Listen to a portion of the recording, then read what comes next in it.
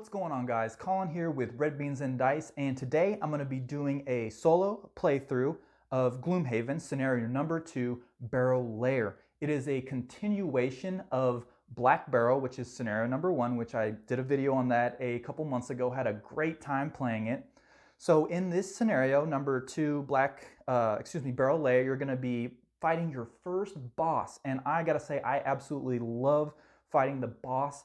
Some of the ability cards that they have with their special abilities are just absolutely amazing, and some of the things they can do just really spice up the game and make it so much fun.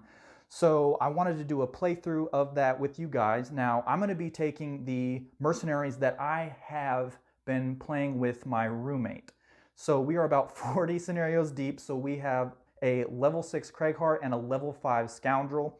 I'm going to be using those characters. As you can see, I have a whole bunch of items going on here, and then a crunked out attack modifier deck, so it's going to be a little different. Normally when you would play this scenario, you usually be level 1 and you'll have a couple cards, stuff like that, but just for letting you guys see some of the more advanced mercenaries when they're later on along the road at higher levels. And because of the high level that I am with my mercenaries, I'm going to be fighting level 3 monsters also. So I just wanted to give you guys a little solo playthrough of scenario number 2, Barrow Lair.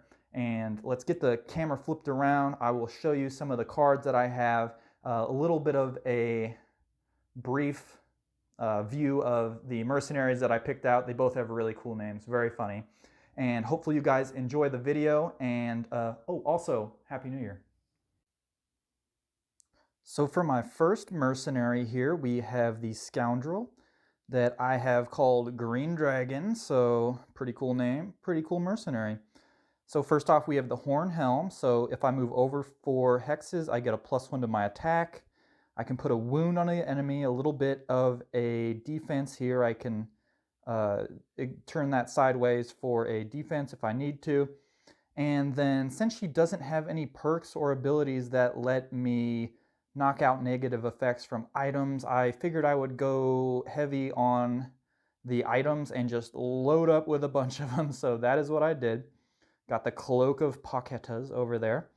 I just got the Boots of Dashing, which is going to let me move an extra 3 movement points. So that is awesome. We have a minor power potion, minor healing potion, minor stamina, major stamina, and a major healing potion right there. So I have gone heavy on the items with Green Dragon, and there is that mercenary. For my second mercenary, I picked out the Cragheart, which I have named Dwayne Johnson, which is AKA The Rock. Pretty funny name. If that doesn't get a laugh out of you, you might want to check your pulse. But anyway, I went ahead and picked out the Iron Helmet for him, which actually I just, I had some money available and I got it. I was like, why not, And this card has actually really helped me out. When you're taking 90% of the damage, you're going to get that ×2 multiplier, and this will negate that and drop it down to a 0. So very cool. And then I have the Sword Edge Armor, which is a new item that I actually got last time. I finally got enough money for it. And I really like it because it lets you retaliate 1 and gives you a shield 1 whenever you're attacked. So the Cragheart has a lot of retaliate abilities that he uses in his cards. So if I can load that up, I can be doing a lot of damage onto whoever's attacking me. Over here I have the Battle Axe, which I have to burn that bad boy, but it lets me attack on a single target melee attack. It lets me get 2 people instead of 1. Really nice. I have a high damage card there, which usually I can do some damage on the 2 monsters instead of just 1, which is good. Sometimes I don't need it and I'm like, why did I get this? But then other times it really saves my butt. So there's that. We have Boots of Striding because he don't move around so good.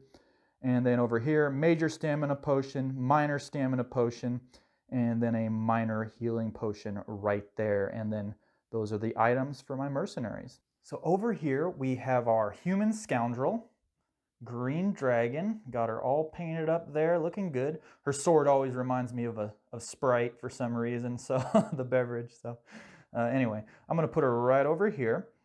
And then we have the Cragheart over here, Dwayne Johnson, boom, looking all craggy. Okay, perfect. We'll put him back down where he belongs. We have 2 stun traps. They're not going to do any damage, but they will stun. And then we have 2 bandit archers over here in the room that we're going to begin with. And I will show you, well, spoilers. Okay, coming up, I'm going to show you the scenario number 2, Barrow Lair, out of the scenario book, and just show you some of the things that are going on there with the special rules and some of the monsters. And it will show you where all of the monsters are going to be located. So if you don't want to watch that or see that and just kind of be surprised whenever you go into the room as to what is in it, then I recommend fast forwarding about, I don't know, a minute or so. But here we go, right here. We'll just throw it up in there. So some of the special rules that are going to be for the scenario is add 3 curses to each character's attack modifier deck. Once we break through this room right here, we are going to have to read some fluff. And then also it gives the special rules right up here for the boss. Whenever you draw one of his cards, there might be something that says special 1 or special 2. And from there, you're going to actually go ahead and look at the card, which he's level 3. I'm doing monsters level 3, so everybody's upside down. I wish they would have had a little pinwheel, and so I would have been able to turn that, but that's kind of splitting hairs. But anyway, we're going to be, if he has special number 1, we're going to resolve this, and then if he has special number 2, we're going to resolve that. And I think there's a couple other cards where he just might do a basic attack here, and then since we're playing with 2 characters, he is going to have 26 life. We can't stun him, we can't immobilize him, and then I believe we cannot curse him. So there is that. And here's what he looks like right side up. Pretty cool ombre right there. So we'll put that over to the side, and we'll get into the Bandit Commander whenever we get into the Bandit Commander. So put that over there. And onwards and upwards. So we'll go ahead and pick out our cards for our mercenaries. So for the Scoundrel, I went ahead and picked out these 2 cards right here. I'm going to use the bottom part of this to move 4, and I will gain advantage on all my attacks this round. And then I'm going to use the top part here for the base of 4 attack. I can't use any of this because the target is not going to be adjacent to any of my allies. They're kind of tucked in a corner over there. So that is that. And then I'm going to be going at initiative 3. I want to move before these archers go because I want to get close to them and give them no chance to actually get a shot off on me. So there's that. I'll go at initiative 3, and I will put that right down there. For the Cragheart, I went ahead and picked out these cards right here. I'm just going to use the bottom part of this to move 2. And so I'll move right up there, and then with the top part of this, I can move an extra 1, and that will actually get me into range to attack this archer. And I'll just hit that archer for 4 damage with whatever attack modifier I draw. And I'll be using the 19 initiative for that. So I will go ahead and put that right down there. And, ooh, that is bad glare. Maybe I will not put that right there once. Okay, much better, perfect. Okay. Up next, we're going to have to draw our archer modify or ability card. So we drew a 56 for the archer, and they are going to attack, they're going to lose an attack and then target 2. So that means we're going to go ahead and look at what they got going on here. And so they're going to be doing an attack of 2, but they're going to be targeting both of my mercenaries because they have a range of 4 and they will be in range. They're going to be going at initiative 56. I will have moved up by that time. So first up, I have the Scoundrel, and these are her cards right here. I'm going to move 4, gain advantage on all my attacks this round, and then I'm going to be doing 4 damage onto that archer. So if you remember, I actually have the Horned Helm, which after moving 4 or more hexes on your turn, add +1 to attack to your next melee attack this turn. So I'm going to go 1, 2, 3, 4, move right up into there, and then I'm going to be attacking for 5 because I get +1 added onto that because of the Horned Helms. I will put that right over there. And then I also get advantage on this. So draw 2, and luckily I got advantage because that is a dirty null right there. So I went ahead and did 6 points of damage onto the archer right here, which is number 6. A little hard to see that there, but we'll go ahead and take 6 damage points and we will put it onto archer number 6 right over there. And oh, well actually, look at that, level 3 archer only has 6 points, so there we go. That one is going to go kaput, and we're going to go ahead and put a gold coin right down into there. So, very good attack, really awesome. Didn't get any experience on that, but hey, no worries. Still really good. We'll put that into our discard pile, and since we drew the little shuffle, little 2 arrows chasing each other down there, we'll go ahead and put this back and give this the old shuffle. All right, nice and shuffled up there. Next up, we have the Cragheart over here. And let's see here. Yep, I'm going to move 2 with this bottom part. 1, 2. And then I get a move 1 and attack 4 here at the top with kinetic assault. So I'll move 1 right there. And I will go ahead and attack that Bandit Archer. And I got a rolling modifier with Leaf Leaf, which is very cool, and then a -1, which is not cool. So that was a base of 4, -1, that's going to be 3 damage. So I will put a 3 damage token onto Bandit Archer number 5, right over there. Let's scoot that into play. And I did not get any experience for that, but I will put that into the discard pile. And now it is going to be onto our Bandit Archer. And if you remember, she gets -1 to her attack, which is 4. So she's going to be attacking for 3, and she's going to target 2 targets. And she can hit both of the mercenaries that are in line of sight. First off, she's going to hit this guy. Because she's right next to him, she's going to get disadvantage, so that's really good. I have, hope this is the monster modifier deck up here. So she gets disadvantage onto the Cragheart over here, which just means I draw 2 and take the worst one. Guess what? They're both -2, or excuse me, -1. So just -1 onto the attack that she had. So that's going to be 2 damage. Now I have the Sword Edge Armor over here, which lets me block 1 and retaliate 1.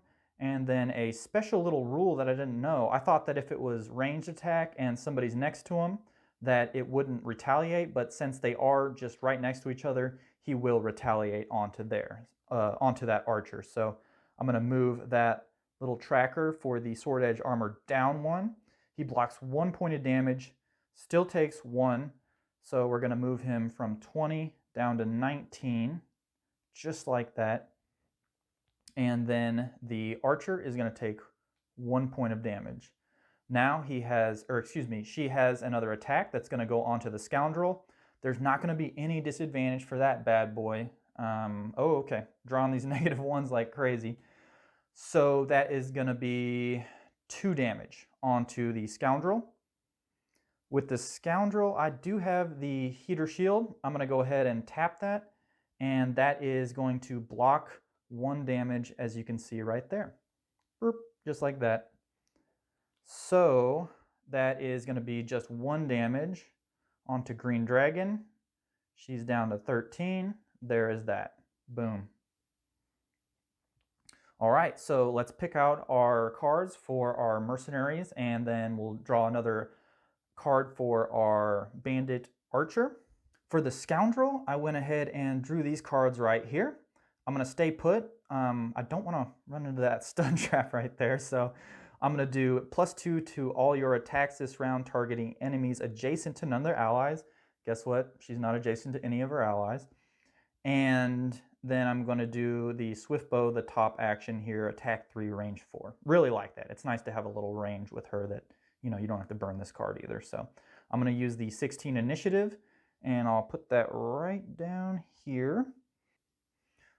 For the Cragheart, I went ahead and picked out these 2 cards right here. I am just gonna stay put, retaliate 1, and then opposing strike, just a basic attack 3. I will gain an experience for that though, and I'll be using the 21 initiative right there for Mr. Rock. Okay. So now let's draw an ability card for our monster, the Bandit Archer, number 5. And with that, we drew a +1, or excuse me, a +0 to move and a +0 to attack. So initiative 31, she is going to be going quite a bit after us, so I think we got this one in hand. So up first is going to be the Scoundrel. Usually she goes first, almost always, unless she wants to not go first then.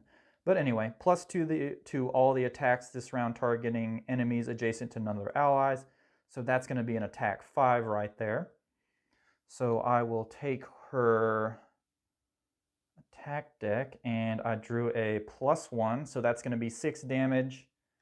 That is going to be more than enough to kill this archer right there.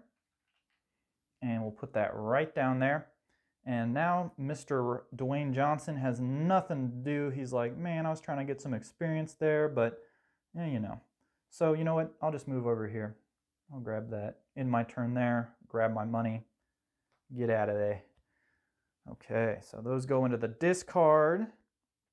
And now I believe we are ready to crack the door and see what is in that room up there. For the Scoundrel, I went ahead and picked out these cards right here. I am going to go at initiative 60 this time because a lot of her cards revolve around you being adjacent to one of your allies. So I want to let the Cragheart actually get into there and hopefully move next to somebody, and then I can come in a little bit later with the Scoundrel and attack them and do much more damage. So that is my thinking.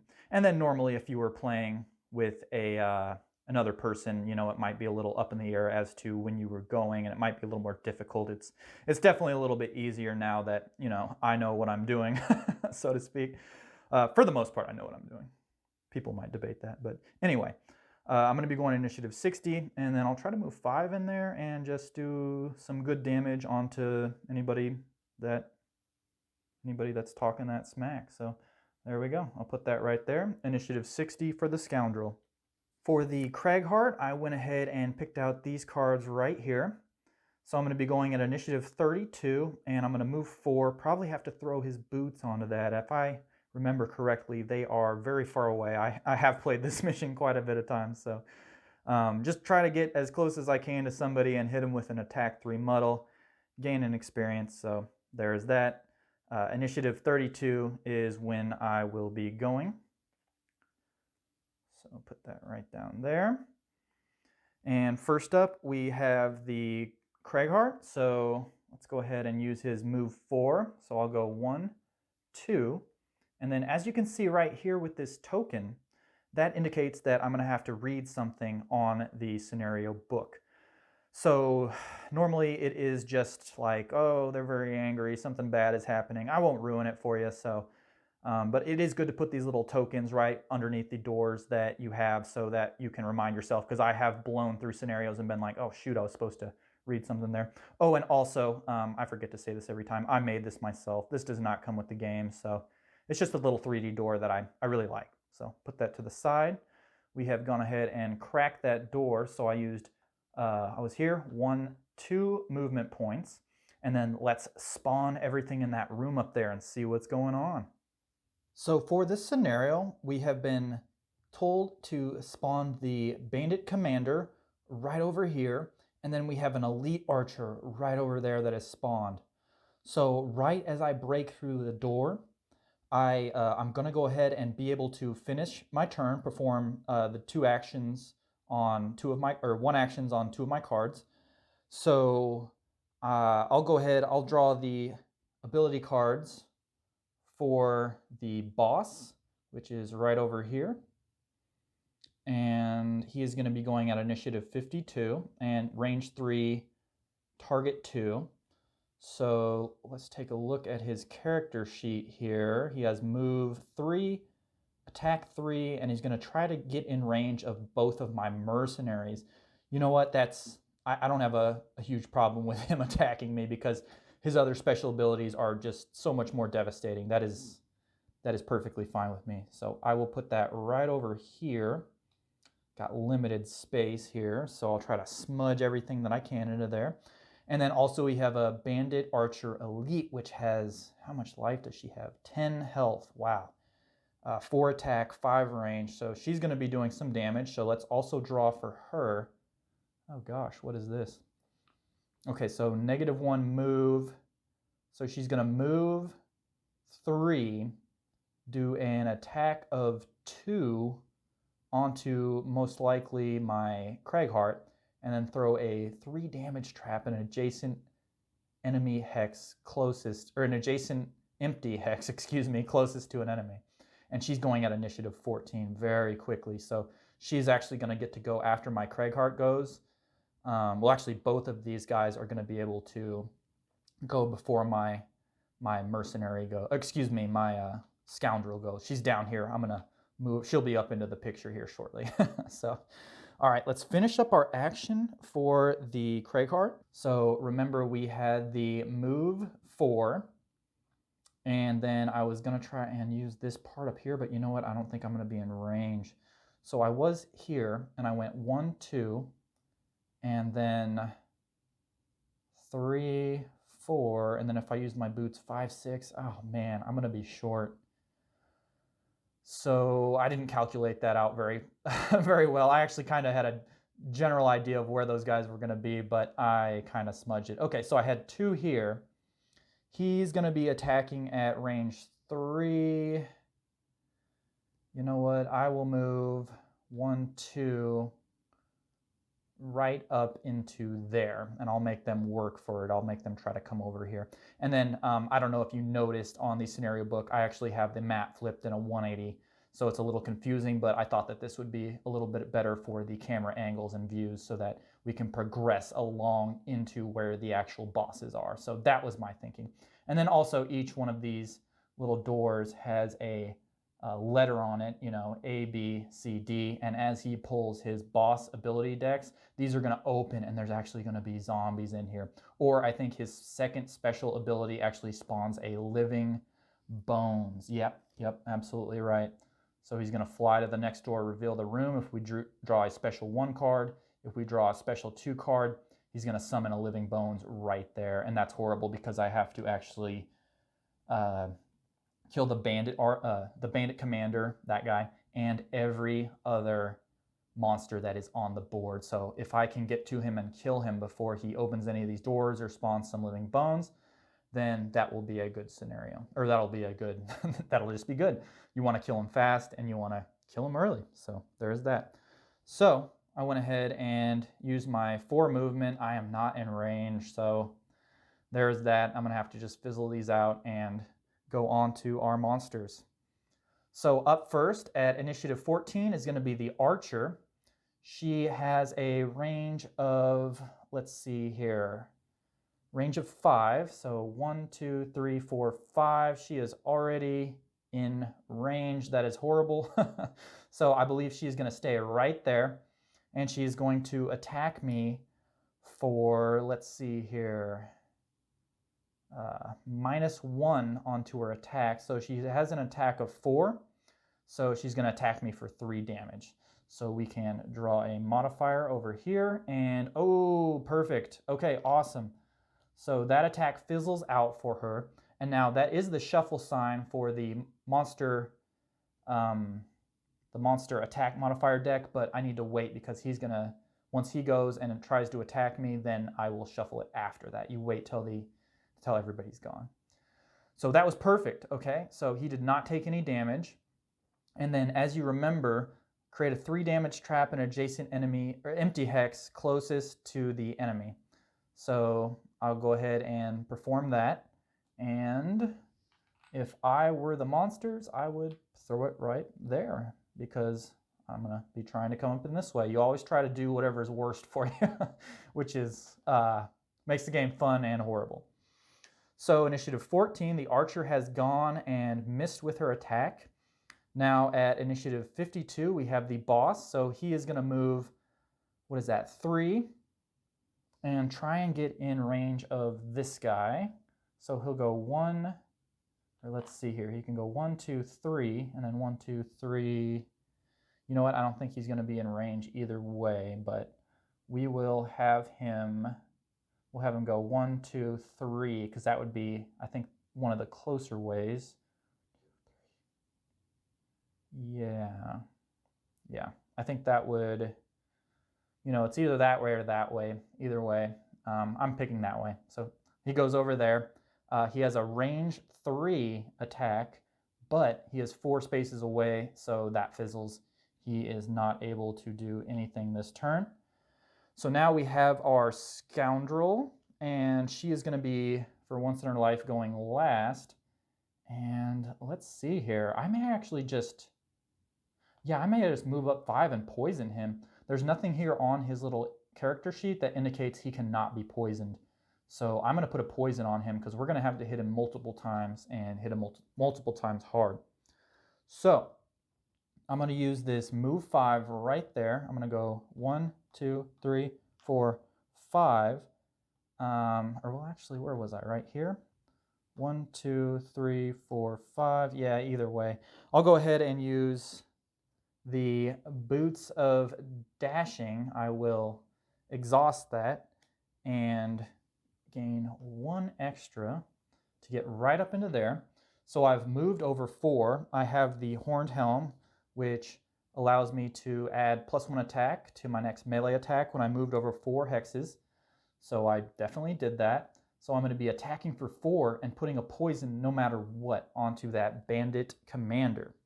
Oh, and I gain an experience. Yay! I think that's the first experience I have gained. So I will take her little tracker and boop, there we go.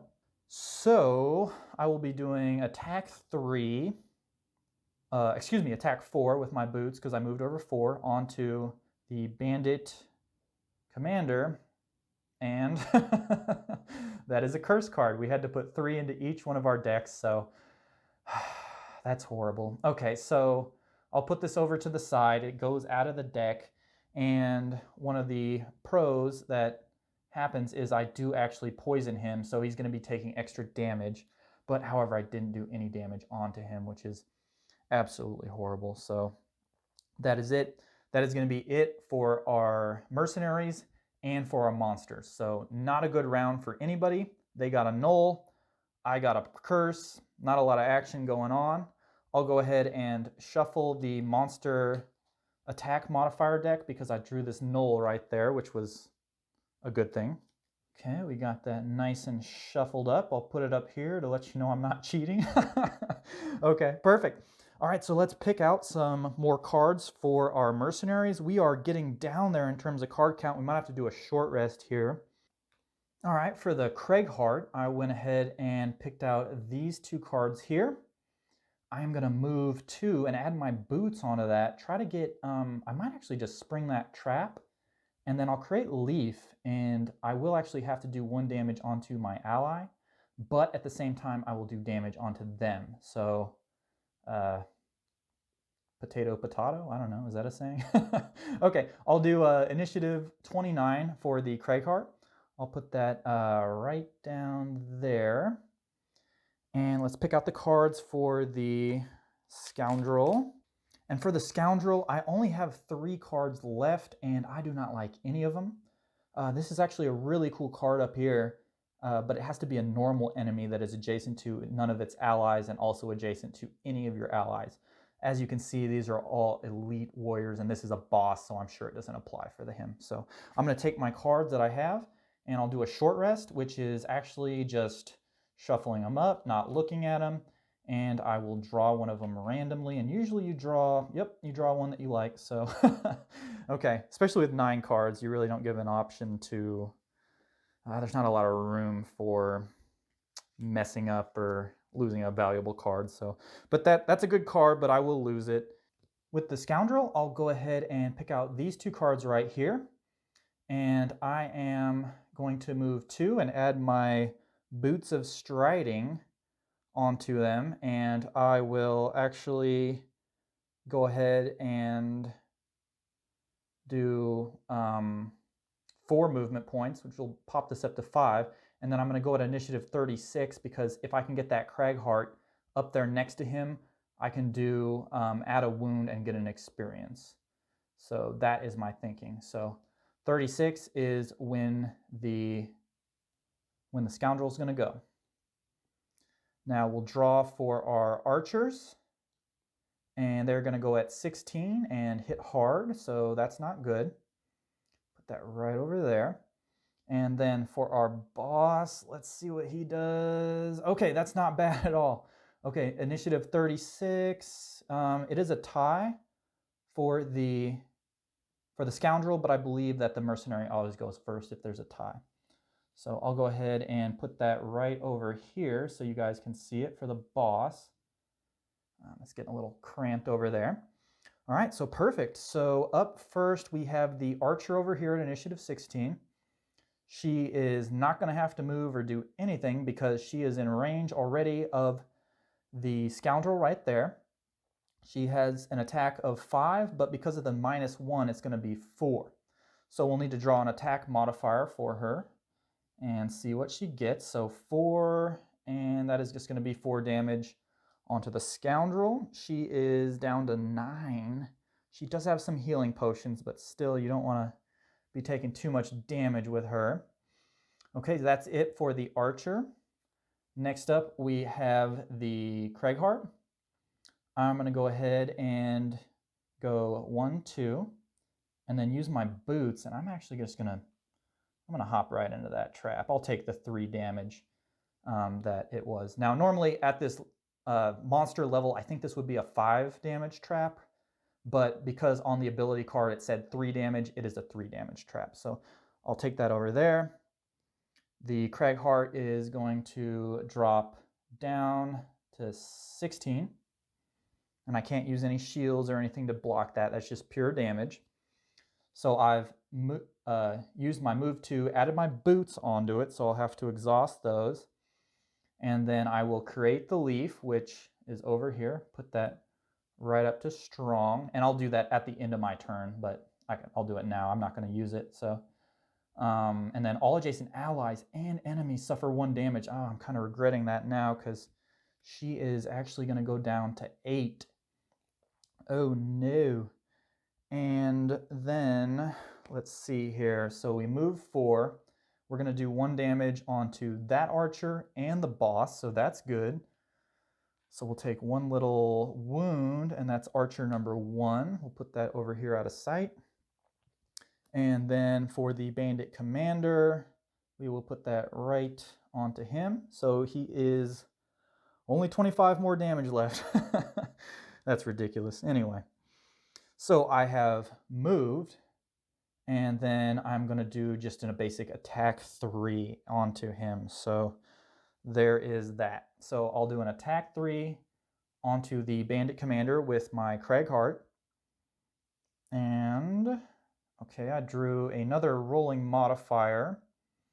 Put that right there. And so I'll need to draw 1 more, and okay, perfect. I did 4 and generated leaf.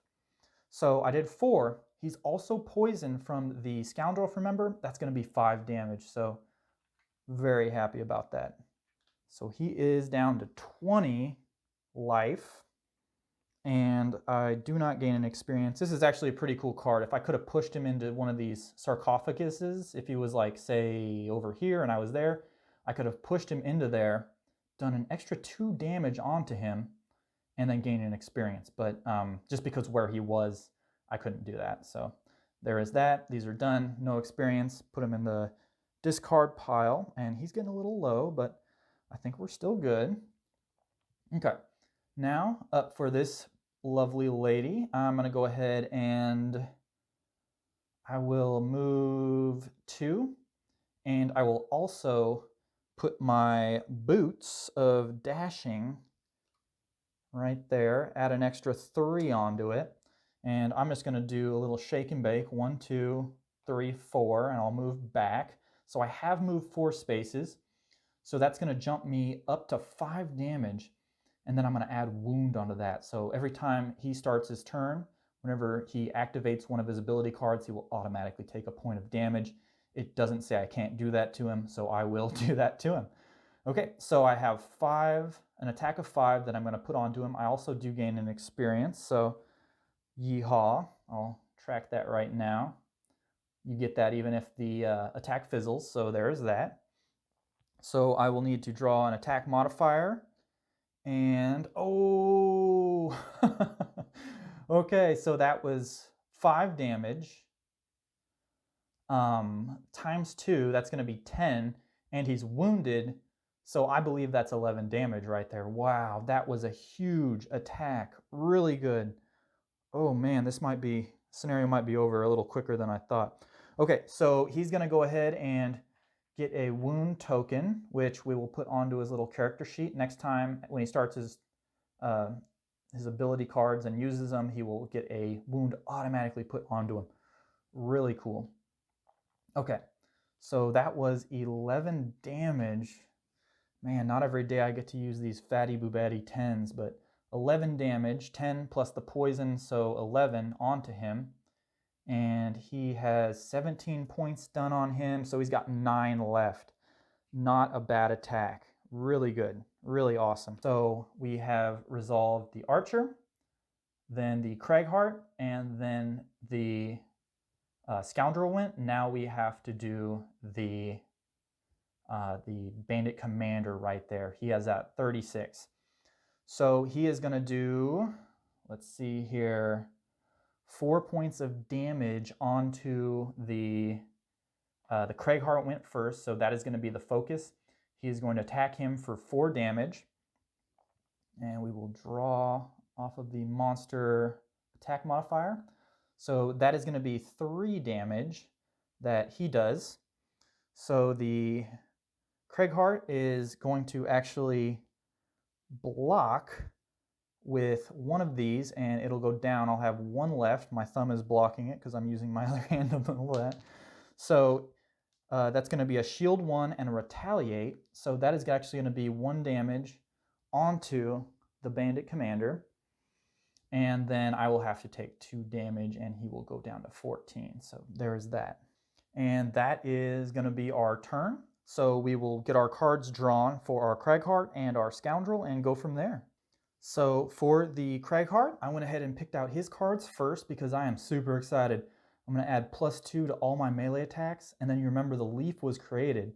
So this is going to bump it up to 6, and then that'll bump it up to 8. So that is going to be a lot of damage, and I'm going to try to go early because, you know, I haven't drawn a Summon Bones or a card that opens up one of these doors yet, which is fine by me, but I feel it coming. So anyway, 26 initiative for the Cragheart is what I'm going with. For the Scoundrel, I went ahead and picked out these cards. I'm going to be going at initiative 4, and I want to do a lot of damage onto him. He is next to an ally of mine, so I'm going to try to hit him with that and then use the bottom part of this to also get 3 damage onto him. And you know what? He's wounded and poisoned, so there is a good probability of me killing him this turn. We'll see what happens. So I'm going to go initiative 4 with the Scoundrel, and let's see what these guys are going to do. So for the Archer, I drew a 32, and then she is going to hit me with an attack. Let's see, what is that? Ooh, that's going to be an attack 5 with a range 6, so that is not going to be pleasant, and it's going to be at initiative 32. So that's not good. And then for the boss, okay, there it is, special 1. So special 1 is going to be moved to the next door and reveal room. Well, guess what? He is already next to the next door. He's going to crack that door at initiative 79, and then whatever is in there, I'll have to look it up, but it's usually, I think it's going to be a living corpse, like a zombie, and I'll have to kill that eventually. So at 79 initiative, that's when the big bad boss is going to go. So if I can kill him before that happens, that would be nice, but if not, whatever. Okay. So I drew the ×2 last time for the Scoundrel. So I'm going to have to put that back and shuffle these bad boys up. Put all the curses to the bottom. Shuffling on camera is very difficult, so, you know, watch me go. Okay, so we got that into a nice shuffle. So up first we have our Scoundrel. So I am, let's see, I'm going to go ahead, I'm going to use this attack 3 right there. So I'm going to attack 3 onto the Bandit Commander, and I got a -1, so that's 2 damage. But remember, he is poisoned, so that's still going to be 3 damage. So I'll put that right over there, and we will put a 3 damage token onto the Bandit Commander, and he is up to, let's see here, 21 points. Okay, we only have 5 more points of damage to put onto him, and that was the bottom part over here. Now the top part over here is going to let me do 5 points of damage and gain an experience. So actually that's going to be 2 experience that I will be gaining with the Scoundrel. Boop. Tracking that. And you know what? I got a heal 5 potion. I'm going to go ahead and use that. You got to burn it, flip it over. Don't get it anymore for this scenario. So that's going to be 5, and that will put me back up to 13. So there's that. Just being careful. So we've done the bottom part, the attack 3. Now we're going to do the attack 3 up here, where we get +2 and gain 1 experience, which I already tracked, when the target is adjacent to any of your allies. Guess what? He is adjacent. So that's going to be 5 damage going on to the Bandit Commander, and that's going to be 6. Okay, awesome. So guess what? That means this guy is done. He had 21 health. I did 6 damage plus the poison. That's going to be 7. He only has 26 hit points. He is well beyond that. So he is going to go away. And then one thing I'm not 100% sure about is, do bosses drop money? I don't know. But you know what? I've been playing it like that.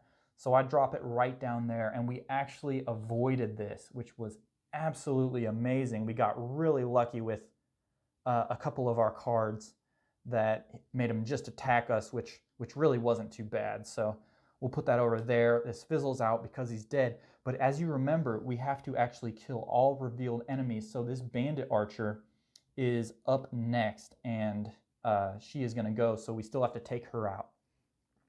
But she's going at 32 initiative. We have 26 over here for the Cragheart. So I'm going to add +2 to all my melee attacks, and I'm going to go hard in the paint with this bad boy. So I do have the leaf in waning from last turn that I created. So I'm going to put that all the way down to inert, and which is a hard word to say. I'm going to do +2 attack, use that leaf, so that's 6, 8, and I do gain 2 experience for that, for the Cragheart. So I think that's actually his first experience. So good job, buddy. Coming on late. All right, so that's going to be an attack of 8, and I do have to burn this card, which isn't good, but I'll put it right over there. And yep, that looks like it. So that'll be an attack of 8 onto the Bandit Archer, and I'll have to draw a modifier for that. That's going to be 9. And you know what? The Bandit Archer had 1 damage already on it. So from when I moved up here and did 1 damage onto everybody. So 9 plus that 1 is actually going to be 10 damage for the level 10 Archer. So we didn't get to it. If we would have done this, he would have actually opened this door over here, and then there would have been a living corpse that I actually would have had to place over here. So that would have made the game a little more difficult. He also might have summoned a living bones, which was his special number 2, which as you can guess, it was right up there. So there was that. But we got lucky. We only drew some attack cards, which really aren't too bad. The Cragheart gets a lot of health, but that 10 damage is going to go ahead and kill this Bandit Archer Elite. So that goes away. And then we have completed our goal, kill the Bandit Commander and all revealed enemies. We haven't revealed any. I kind of wish we would have been able to crack some of these doors to let some of those corpses come in, but I think we were doing pretty good. Maybe this isn't created for somebody with so many cards and so leveled up. I guess it didn't scale too well, but still, you kind of get how the Bandit Commander works and some of the cool aspects of the higher levels of the mercenaries that I've played with. So that's going to be the playthrough for Scenario 2, Barrow Lair. Thank you so much for watching. I had such a good time. Hopefully I can do another playthrough of one of my favorite Gloomhaven scenarios, and you guys can check that out. Happy New Year again, and have a great one.